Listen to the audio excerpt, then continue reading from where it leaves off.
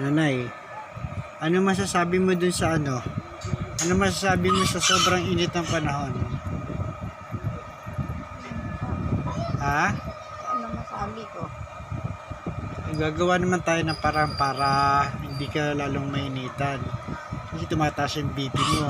Lagi tayo nagpupunta ng emergency. Pag tayo tumnalo sa loto, ano unang ano natin?